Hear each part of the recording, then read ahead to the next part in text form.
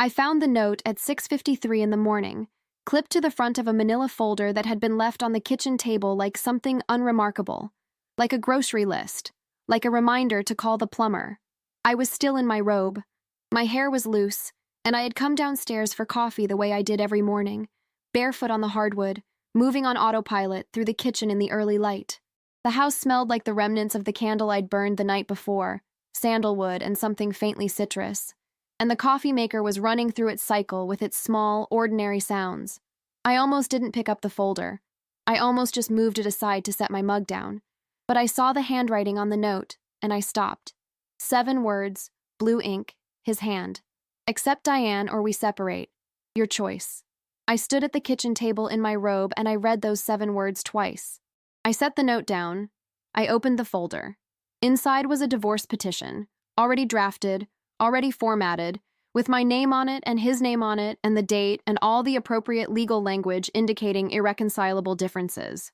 There were 2 colored arrow stickers marking the signature lines. One for him, already signed on the second to last page. One for me, blank, on the last. I read through the entire document. 13 pages. I did not skim.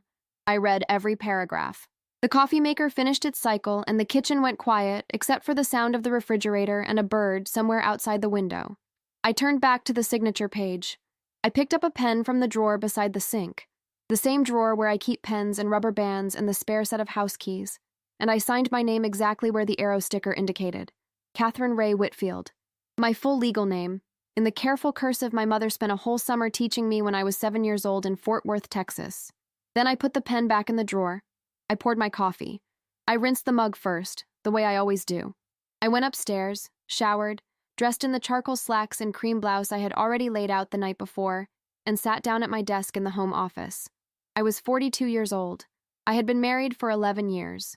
And I had been preparing for this moment, quietly and methodically, for the better part of 7 months. Marcus came downstairs 20 minutes later. I heard the particular rhythm of his footsteps, confident and unhurried, the sound of a man who expected to find a shaken woman sitting at the kitchen table waiting for him to explain what he meant. I heard him cross the kitchen. I heard the long, strange pause that followed, the kind of silence that happens when someone's brain is working too hard to process what their eyes are showing them.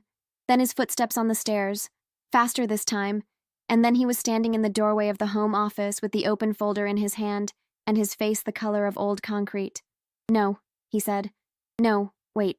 You don't, Catherine. You misunderstood what I was saying. That wasn't—" I looked at him over the top of my reading glasses. I said, "You left a note. 7 words. I read them correctly." He stepped into the room. He had the particular expression of a man trying to find a gear that is no longer available to him. The gear where his explanation reframes the situation in his favor, where I become confused enough to need his interpretation of his own words. He said, "I was trying to open a conversation. I wasn't saying I actually wanted to file for divorce. I was trying to show you how serious things had gotten, and I needed you to understand." I turned back to my computer. "You showed me," I said. I understood.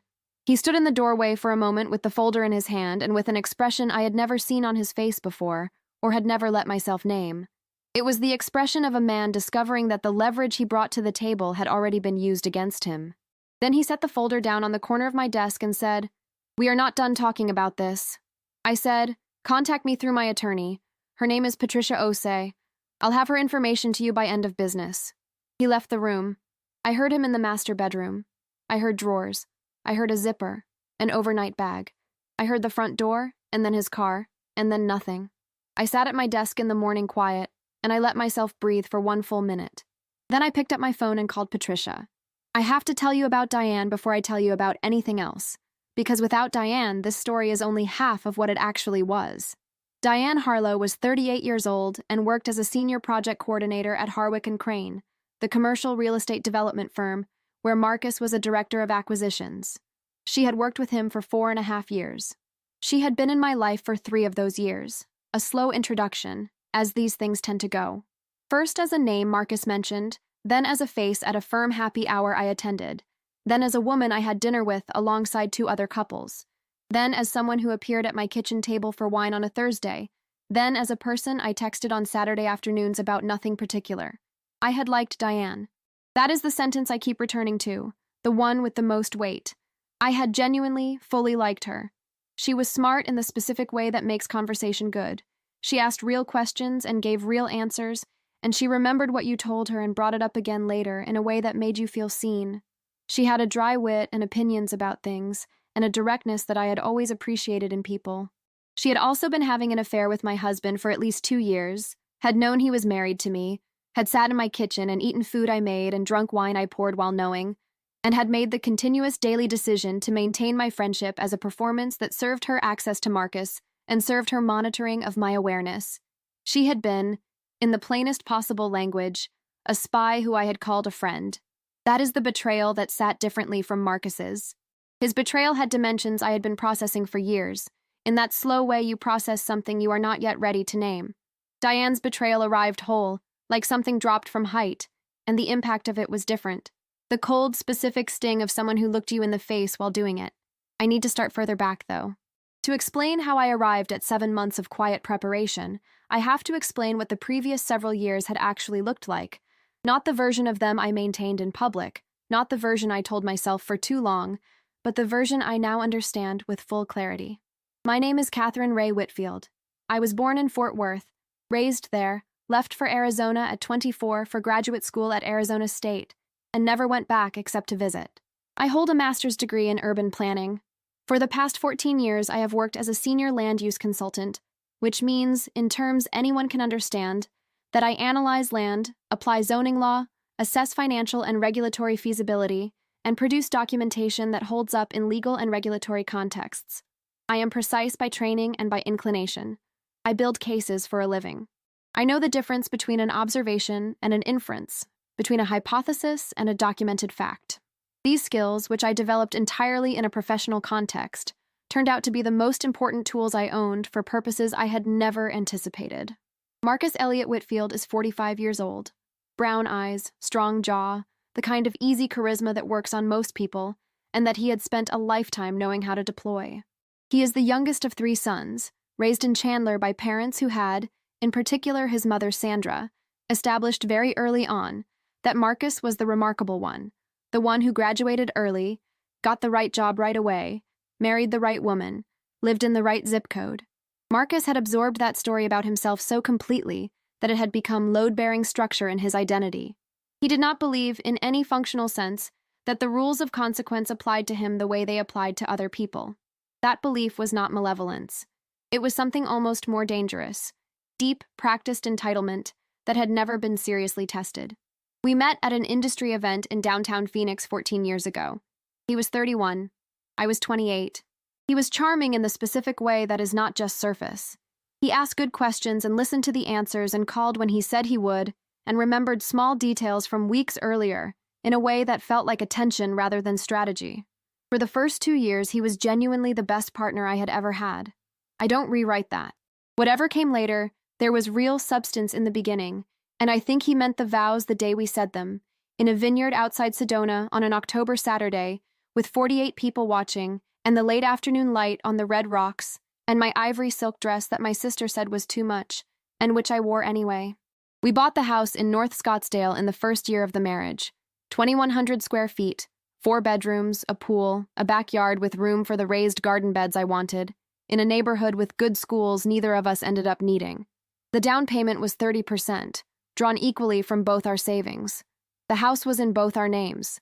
Our finances were substantially joint, though we each maintained individual investment accounts from before the marriage. We had no children, not because we decided not to, but because Marcus's perpetual commitment to soon never arrived, and I eventually understood that his soon was a permanent deflection, though he was never honest enough to say that directly. In the first 4 years, the marriage was genuinely good. Not perfect, 2 people never are, but real. We traveled to places I wanted to go, and places he wanted to go, and sometimes places neither of us had thought of before. We cooked on Sundays. We stayed up too late on weeknights talking about things that had nothing to do with anything practical. I was happy in the specific way that is not performance. The kind where you don't stop to assess whether you're happy because the question doesn't occur to you, because you simply are. Year 5 was when the first things shifted, and I want to be precise about this too, because the timeline matters. The phone went face down. I know it sounds small, But Marcus had always left his phone screen up, charging on the nightstand or sitting openly on the kitchen counter, the way a person does when they have nothing to hide. In year 5, the phone started going face down, on tables, on counters, beside the bed. And when I noticed it and mentioned it once, not accusingly, just noting it, he said he'd read something about reducing screen distraction and was trying to be less reactive to notifications. He said it with the mild, slightly irritated tone that meant I was being observed for whether I would accept the explanation. I accepted it. I noted it. And I accepted it. And I went on.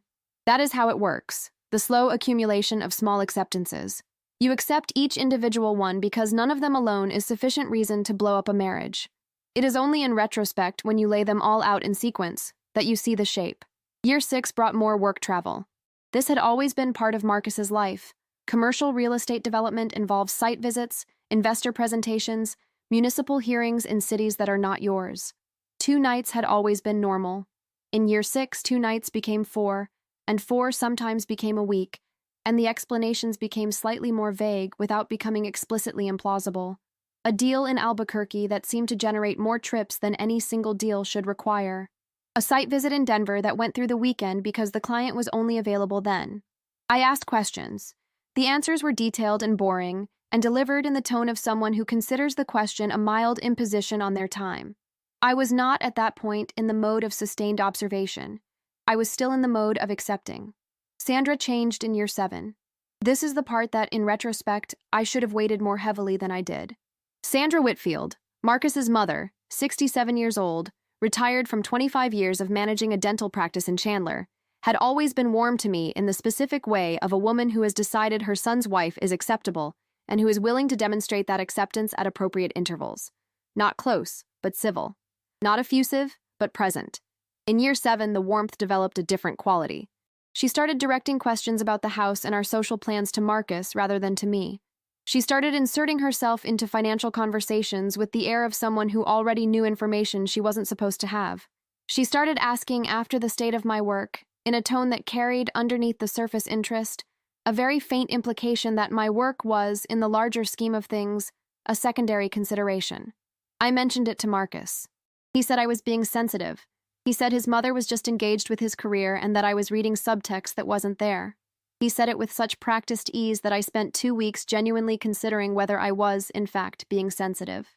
I have thought about those 2 weeks many times since, about how efficiently a sufficiently confident delivery can turn another person's accurate perception into self-doubt. It is one of the most effective tools a deceiver has, and it requires almost no effort from them, because the target does the majority of the work themselves. Diane came into our lives in year 7, brought in by Marcus as a work colleague who had become a friend and who he thought I'd like. He was right. I did like her. She was smart and funny and direct, and she seemed to genuinely enjoy my company in a way I could not identify as false. We developed an independent friendship over about 8 months. Coffee on weekday mornings, texts about ordinary things, her presence at a girls' dinner I organized, my presence at a birthday celebration she hosted at a restaurant in Tempe. I told her things. Not secrets, nothing catastrophic, but the small, real things you tell someone you trust. About the frictions in my marriage that I was still framing as normal marital friction. About the feeling of something being slightly off that I was still framing as my own anxiety. She listened. She was good at listening. She offered sympathetic observations. She made me feel understood. I understand now what that listening was for. The first real fracture in my perception occurred in early November, at a dinner party hosted by Joel and Andrea Mercer in their home in Paradise Valley. 8 of us around a long table, a meal Andrea had spent 2 days planning, good wine and the particular warmth of a house that people take care of. Marcus had been muted all evening in a way I'd attributed to work stress.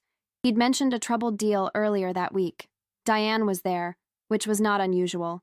She moved comfortably in the social world Marcus and I occupied, and her presence at group events had stopped registering as noteworthy. I was in the kitchen helping Andrea plate the desserts when something made me return to the dining room a few minutes earlier than expected. Marcus and Diane were seated across from each other at the far end of the table. The others were elsewhere, bathroom, backyard, refilling drinks. Nothing visible happened, nothing I could name. But there was something in the geometry of it, the specific angle of his attention toward her, the quality of the smile she gave in response to something he'd said, the way the conversation closed smoothly as I walked in. that registered in some part of me below the level of conscious language. I walked in. The conversation opened up. Dessert was served. The evening ended the way pleasant evenings end. We drove home. Marcus was asleep within minutes of lying down. I was awake for 2 more hours, staring at the dark ceiling, turning that geometry over and over in my mind without knowing yet what to do with it. The next morning, I started keeping a record. This was not a dramatic decision. There was no moment of wild anger, no throwing of objects, no confrontation. It was a practical decision made by a woman who had spent 14 years building professional documentation and who recognized, quite calmly, that she was beginning to gather information that needed to be handled with precision. I opened a notes file on my phone. I time-stamped the first entry. I wrote, in plain factual language, what I had observed at the Mercer's dinner. I noted the date, the location, the specific behavior, the intuition it generated. I resolved to continue in this way. Over the following 3 weeks, I reviewed our joint credit card statements, accessible to me legally through our bank's online portal, which I had always had full access to and simply had not examined with the eye I now brought. I found a hotel charge in Tempe for a Friday night in October, a Friday when Marcus had been home, when we had ordered Thai food and he had fallen asleep watching football. I remembered that evening precisely because it had been the first genuinely cool evening of the fall, and I had been happy in the particular way of a first cool evening. I photographed the charge, I printed it. I wrote the date of my discovery in pencil in the corner. I put it in a manila folder in the back of my filing cabinet, behind tax documents from 4 years ago. 4 days after finding the hotel charge, I found a dinner charge from a restaurant in Old Town Scottsdale, a charge I had never been told about, for a Saturday evening when Marcus had told me he was meeting a client. The reservation, which I found by calling the restaurant directly, had been made under the Harwick and Crane corporate account. 2 guests. I thanked the person who answered, hung up, and added the notation to my phone file and the printed statement to the folder. In the first week of December, I called Patricia Osei. Patricia and I had met through a professional association 7 years earlier. She practices family law in Phoenix, divorce, custody, asset division, and she is exceptionally good at it. Marcus had met her twice at social events and had cataloged her, in the casual way he cataloged most people in my professional world, as a friend of Catherine's, a peripheral figure, which made her exactly the right person to call. We met at her office on a Thursday morning. I brought the folder. I brought my phone with the notes file. I told her everything I had, the observations, the credit card charges, the pattern of behavior, the timeline. She listened without interrupting for 30 minutes, asking only 2 clarifying questions. At the end, she said, "Catherine, you are already doing this correctly, and here is what you still need." She explained the discovery process in Arizona divorce proceedings. She explained community property law. Arizona is a community property state, which means any asset acquired during the marriage, regardless of whose name it carries, is legally half mine. She told me I should speak to a forensic accountant. She gave me the name of Richard Cam in Tempe. She said, "You are not ready to file yet. You are in the building phase. Call me when you have what you need or when something forces your hand, whichever comes first." I drove home from that meeting and sat in my car in the driveway for several minutes, not crying, not shaking, just sitting, calculating, thinking about timelines. When I went inside, Marcus was already home. I made dinner. He talked about his day. I listened with a face I had been practicing for years without knowing that was what I was doing. Richard Cam's office was in a strip of professional suites off McClintock Drive in Tempe, which is not glamorous, but which suited a man who was entirely unglamorous and entirely excellent at his work. I met with him in the second week of January, 5 weeks after my meeting with Patricia. I brought everything I'd gathered so far. He reviewed it carefully, asked precise questions, and then looked up from the papers and asked, "Does your husband have any ownership interests or equity positions that are not reflected in your jointly filed tax returns?" I said I didn't know. He said, "That is what we are going to establish." Richard worked for 4.5 weeks. What he found was this. Marcus had, at some point in the previous 3 years, become a minority equity partner in a company called Solano Ridge Properties, LLC, registered in Nevada. His ownership interest was 12%. The company held 3 residential development parcels in the Phoenix metro area. The combined assessed value at the time of Richard's research was approximately $2,400,000. Marcus's share, by conservative estimate, $283,000. This ownership had appeared in no jointly filed tax document I had ever signed. It had been disclosed to me in no conversation. It had been structured, through a holding arrangement, to remain invisible within the documents that crossed my desk as his spouse and joint filer. I want to be precise about what this represents. We had filed joint tax returns for 11 years. I had signed those returns, which means I had put my legal signature on documents that were, to my knowledge, complete. They were not complete. Marcus had built a structure specifically designed to prevent the information from reaching me. This was not sloppiness. This was engineering. Richard also found a brokerage account in Marcus's name, at a regional investment firm I had never heard of, carrying a balance of $91,000 at the time of the filing. The account had been opened in year 8 of our marriage. It received regular transfers in from sources that took Richard an additional 2 weeks to fully trace. It disbursed funds on a consistent monthly basis, approximately $1,800, transferred to a credit card account Marcus had opened in his name alone, also unknown to me. Richard pulled the credit card records through the discovery process Patricia had initiated on my behalf. The charges on that card over the 38 months of the account's documented operation included restaurants in Scottsdale, Tempe, and Phoenix on evenings when Marcus had been otherwise accountable, hotel stays in Tempe, Flagstaff, and Sedona, flight upgrades on routes he had told me were economy, a weekend house rental in Sedona in September, a weekend I remembered because I had been alone in our house and had told myself he was at a site visit, and a florist in Old Town Scottsdale from say, which he had purchased flowers on 8 separate occasions, each purchase cross-referenced by date with a pattern in his phone records showing calls to Diane Harlow's number within 2 hours before or after each transaction. The flowers. He had been buying flowers for her with money hidden in an account I didn't know existed, funded by transfers from an investment account I didn't know existed, supported by an equity position in a company I didn't know existed. Richard prepared a written summary. Total documented hidden or diverted marital assets. The Solano Ridge equity at $283,000. The brokerage account at $91,000. The credit card expenditures at approximately $47,000 over 38 months. A total of $421,000. I took Richard's summary. I paid his invoice without flinching, because it was the most valuable invoice I would ever pay. I shook his hand. I walked out into the parking lot in the cold January air, and I stood beside my car for exactly 30 seconds, feeling the weight of $421,000 land on my chest. And then I got in the car, and I drove to a cafe on Camelback, and I ordered soup, and I sat by the window, and I thought about what came next. That night, I made pasta. Marcus came home at 6:45. He said dinner smelled good. I said thanks. We ate without incident. He watched television. I read. Nothing in my face or manner indicated that anything had changed. I had been practicing this face for months without trying to. It fit perfectly. There is a moment in early February that I return to often, because it clarifies something about the nature of this particular betrayal that I want to be exact about. Diane called me on a Wednesday evening. Marcus was in the shower. We talked for 35 minutes. This was not unusual for us. We had the rhythm of people who talked regularly. She asked about the East Valley land use project I was working on. She asked about a weekend trip to Tucson I had mentioned the previous month.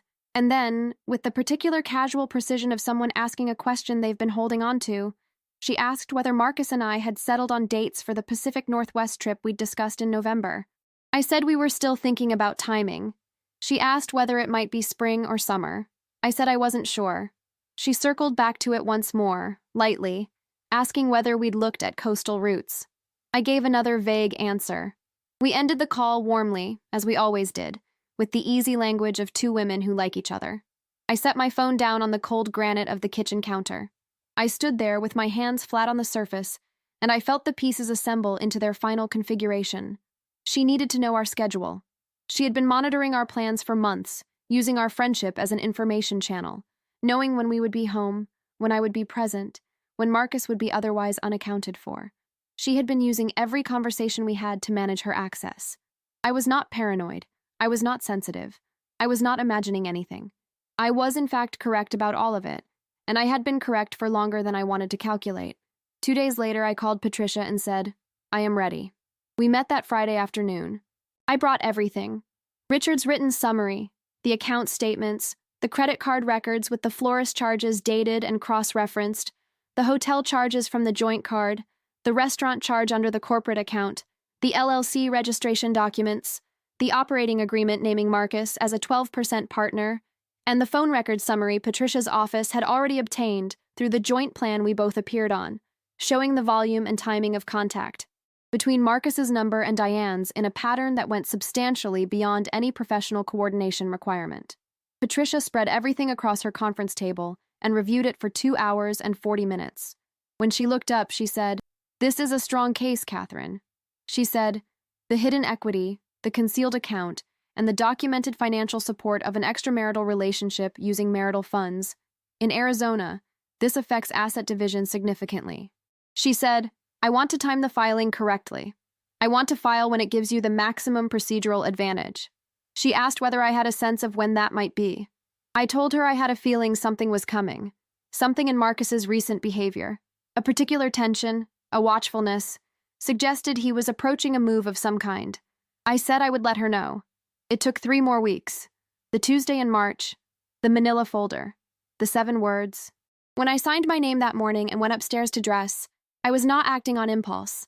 I was acting on 7 months of preparation, $421,000 of documented evidence, 2 attorneys' worth of strategy, and the quiet certainty of a woman who had already decided. Marcus's ultimatum, accept Diane or we separate, was intended to create a crisis. What it actually did was hand me the moment I had been waiting for, gift-wrapped with his own signature already on it. Patricia filed Monday morning.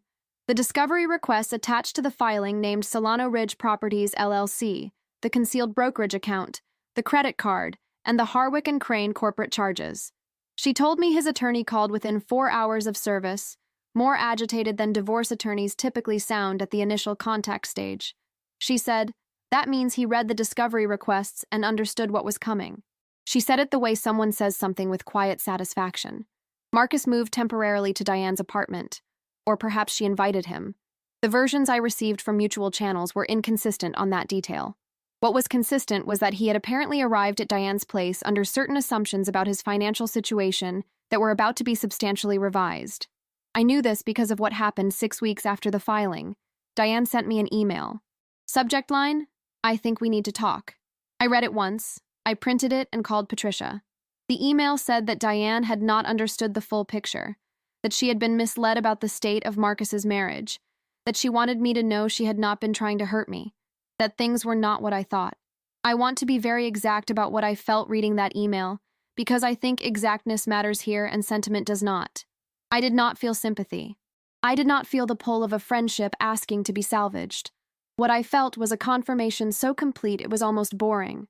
Diane had not been misled about the state of the marriage. She had sat in my kitchen, eaten at my table, texted me about her gratitude for our friendship, and asked about my travel schedule while gathering information for a man who was deceiving me. What she had been misled about was the money. What she had not anticipated was that Marcus's financial position was encumbered by a divorce filing that named hidden assets, and that her own name appeared in the evidence as the recipient of expenditures made from concealed marital funds. She had not been lied to about the marriage. She had been lied to about the liquidity. The difference between those 2 things told me everything about what she had and hadn't cared about when she made her choices. I did not respond to the email. Not that day, not any other day, not ever. Marcus's attempts to reach me in the 2 months following the filing took several forms. He called repeatedly. Patricia listened to the voicemails for me on my behalf, flagging any that contained statements worth documenting. 2 of them did. In one, he said that if I would be reasonable about the asset division, he would not contest the fault grounds. Patricia called that a gift and entered it into the record. In another, his voice had shifted from negotiation to something closer to anger. He said that I was being vindictive, that I was doing this to punish him, rather than because I actually wanted a divorce. Patricia noted the characterization and observed, calmly, that it was going to be difficult to argue vindictiveness in the face of a forensic accountant's summary documenting $421,000 in hidden or diverted marital assets. He went to Sandra. Sandra called me on a Sunday afternoon in April. She began with warmth, the deliberate deployment of warmth, the kind she had always been skilled at, a gift she passed to Marcus along with the certainty of his exceptionalism. She said she knew things were difficult. She said Marcus had made mistakes, she wasn't going to defend them. And the very construction of that sentence, made mistakes, as though we were discussing a forgotten anniversary or a poorly worded email, told me everything I needed to know about how she was holding the situation internally. She said the family loved me and that she hoped I would think carefully before doing something permanent. I let her finish. Then I said, Sandra, I want to be kind to you because we have known each other for a long time and because I know you love your son. But I need you to understand that I am aware of your role in what happened. I am aware that you knew about Diane before I did. I am aware that when you mentioned her to me in January, when you said you were glad Marcus had her support during this difficult business period, when you called her a lovely girl, you were already aware of what she was to him and what he was to her. I am aware that your loyalty was never divided, and I am not asking you to divide it now. But I am not going to take calls on his behalf, and I am asking you to stop making them. The silence that followed was long enough that I could hear her breathing change, the small, involuntary shift of a person recalibrating in real time. Then she said, I see. I said, I hope so. I said goodbye, and I hung up. I sat with the phone in my hand for a moment after that call. I want to be honest. It was not easy. Sandra had been a presence in my life for 11 years. There were things about her I had genuinely liked. Her efficiency, the particular love she had for her garden that she talked about the way some people talk about their children, the dry observations she would whisper to me at Marcus's company events about people we both found insufferable. Those moments had been real, but all of it had been made possible by her decision not to tell me something she knew and that I deserved to know. The warmth had been real. The silence beneath it had been a choice. I was not required to honor one while absorbing the other. I did not hate Sandra, but I was done protecting her from the weight of the choices she had made, and the weight that had formerly been distributed between us now belonged entirely to her. The deposition was scheduled for a Thursday in May. The conference room was on the 14th floor of a downtown Phoenix law firm, with a window view of the city that was, on that particular morning, beautiful in the specific way of desert mornings. Clear sky, distant mountains, a quality of light that does not apologize for itself. Marcus was already seated when Patricia and I arrived. He wore the charcoal suit he wore to important things. He looked tired in a way good tailoring could not fully mask. He had, in the 7 weeks since the filing, lost something I struggled initially to name. His ambient ease, the particular relaxed confidence of a man who has never seriously imagined the ground disappearing from beneath him. What remained was performance without foundation. Patricia began with the Solano Ridge equity. She presented the LLC registration, the operating agreement, Marcus's name as a 12% partner, the assessed value of the 3 parcels, the conservative estimate of his interests' worth. His attorney objected twice. Patricia produced the original registration documents and the Arizona LLC database entry and continued. She moved to the concealed brokerage account statements, opening date in year 8 of the marriage, transfer history, balance. His attorney asked for a recess. Patricia agreed to 10 minutes. After the recess, she presented the credit card records.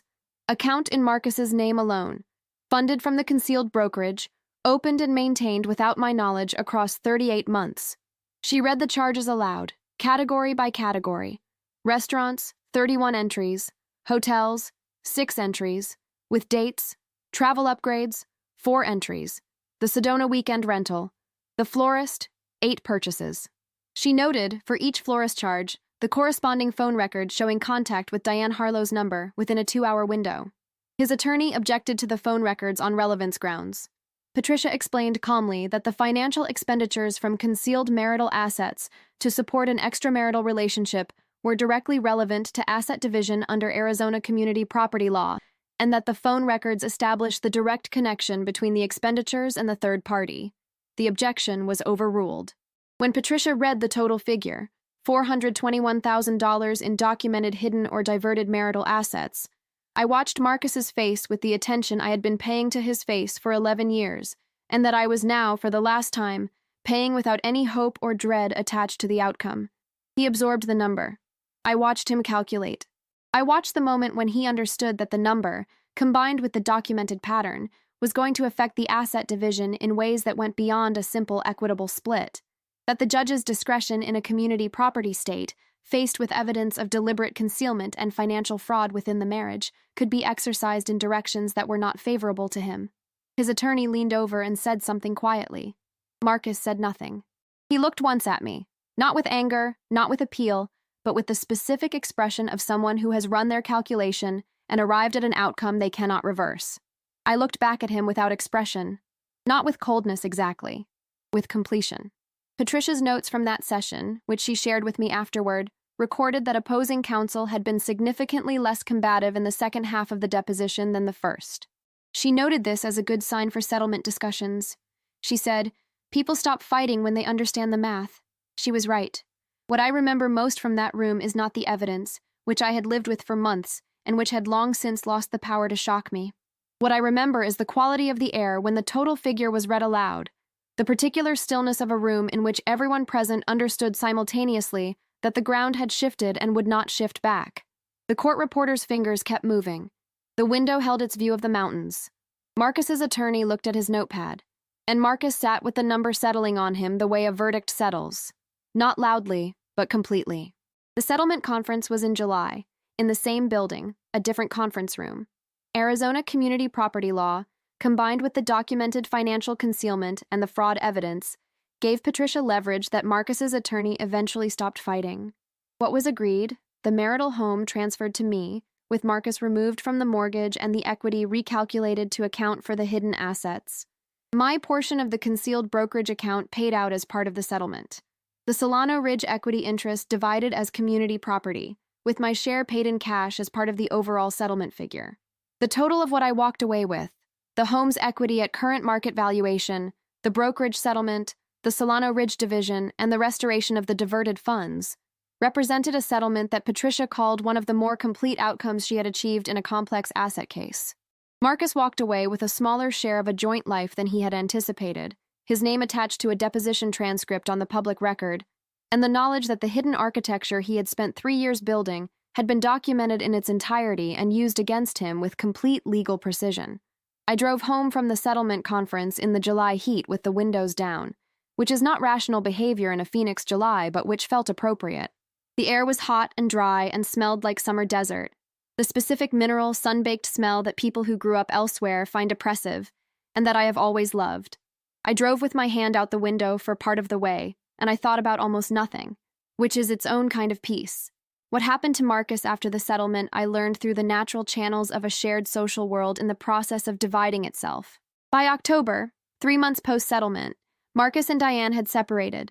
Joel Mercer told me this, almost as an aside, in a check-in call he made because he is a decent person who had liked me before he liked us.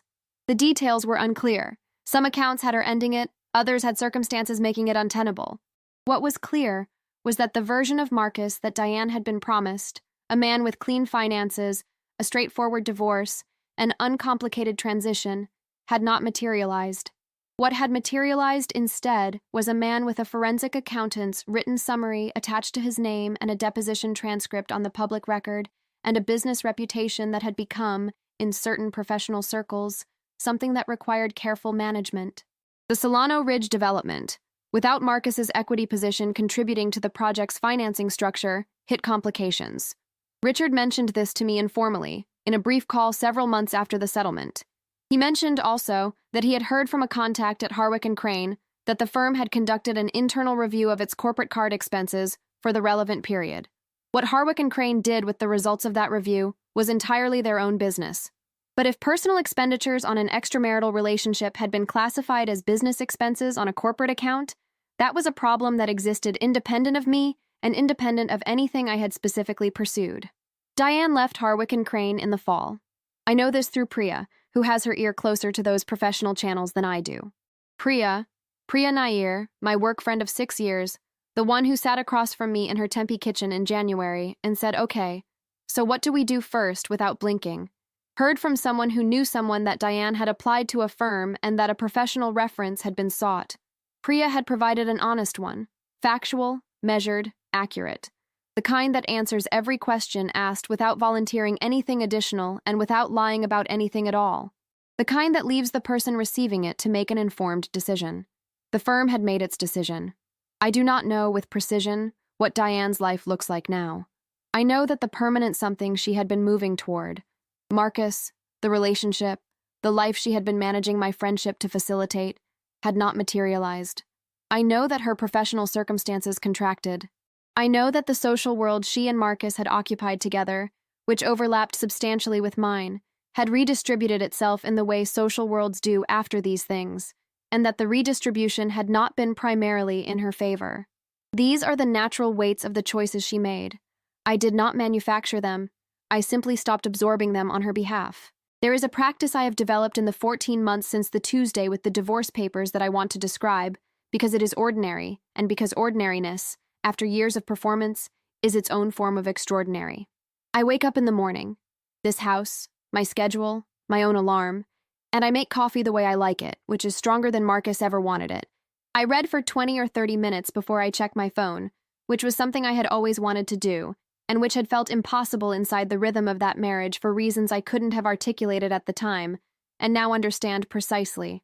I work on projects that are mine. The East Valley Municipal Project that concluded successfully in August. New projects since. Work I am proud of in the specific way you are proud of things you build correctly. I have dinner with Priya every 2 or 3 weeks. I see my therapist, Dr. Yael Cohen, who practices off Scottsdale Road in a small, well-lit office with good plants, and whose approach is not to make me feel better about what happened, but to help me see it with complete accuracy, and then decide, from that accuracy, what to build. I started with her in February of last year.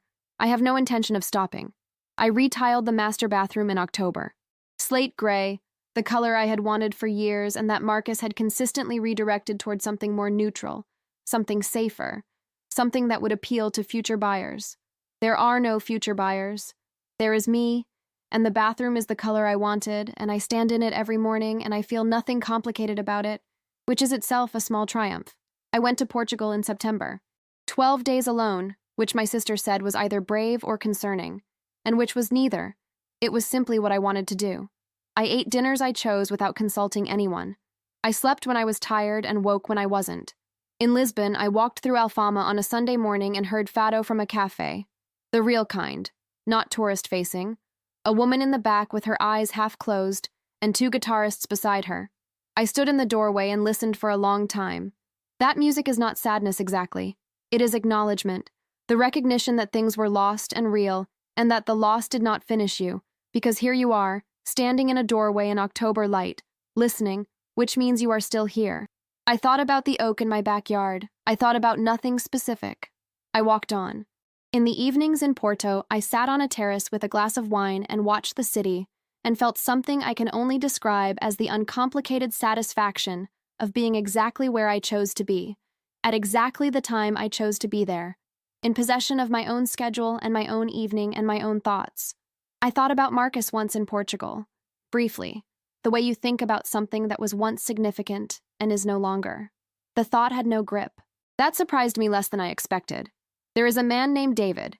He's a civil engineer who works on infrastructure projects, water systems, drainage, the unglamorous essential work of making places function. He has kind eyes and a directness that is not performance. We have had dinner 3 times. I do not know what it is or where it goes. What I know is that when I am with him, I do not feel the particular background vigilance that I carried through the later years of my marriage so constantly that I had stopped registering it as a weight until it lifted.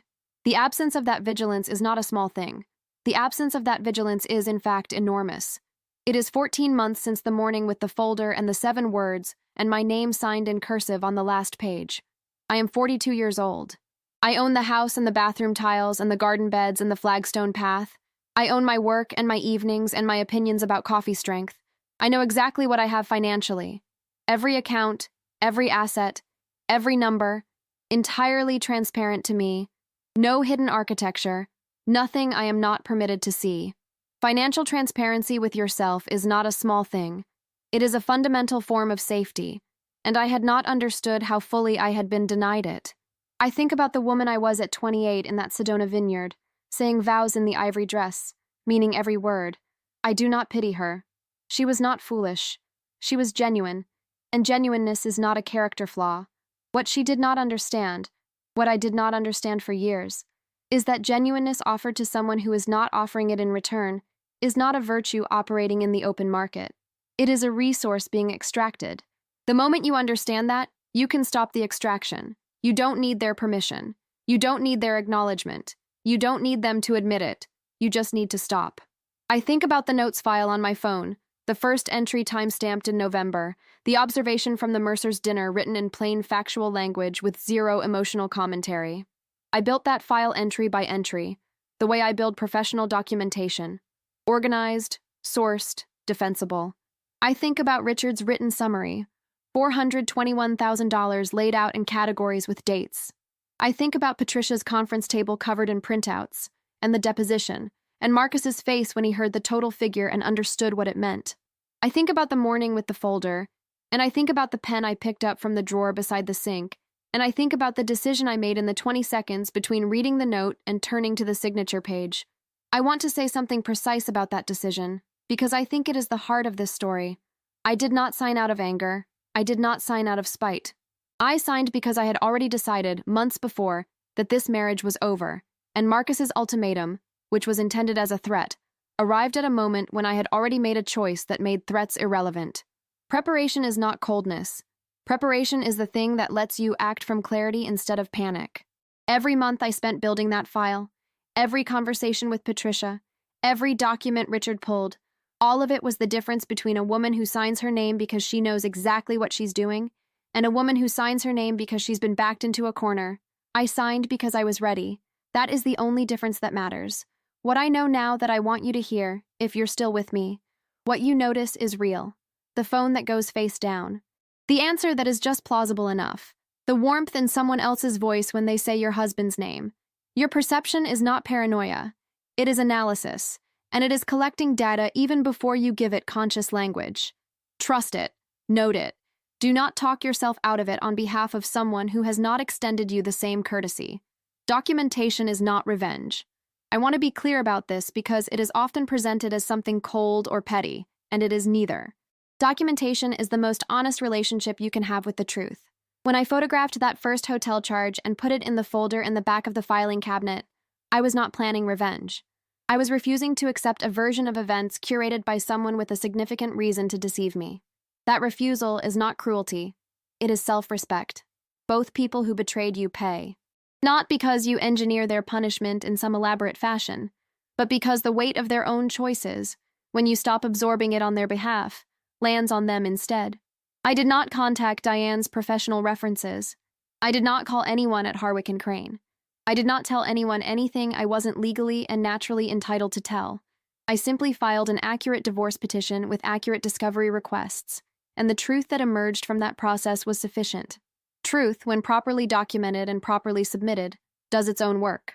You are not required to protect someone who did not protect you. Not their reputation, not their image, not their version of events. Marcus had maintained a public image of our marriage for years. The stable couple, the good-looking professional in the right neighborhood, the charming man at the industry events.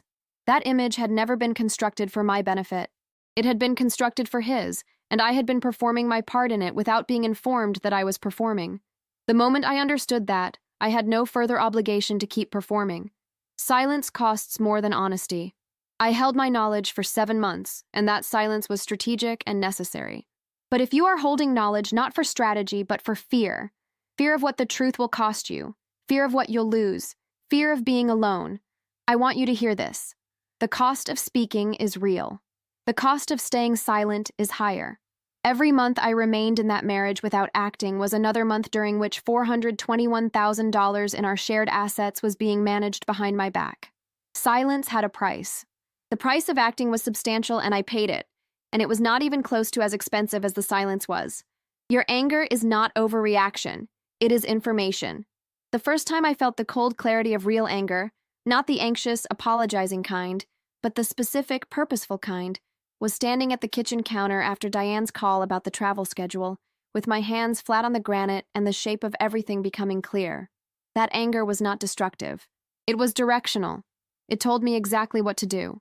Listen to your anger when it speaks with that kind of clarity. It is not asking you to destroy anything. It is asking you to stop accepting something you never agreed to accept. The oak in my backyard is coming back. February, early light, the first green tips on the bare branches. I watch it from the kitchen window in the mornings with my 2-strong coffee, in a house that is mine, with a bathroom tiled the color I always wanted, in a life I built after the one I thought I had turned out to be something else entirely. The day I found the divorce papers, I stood at this same window. I was holding a piece of paper and a pen and 7 months of quiet, careful preparation, and the complete knowledge of what I was doing. I signed my name and I went upstairs and I dressed and I got to work. I was 42 years old.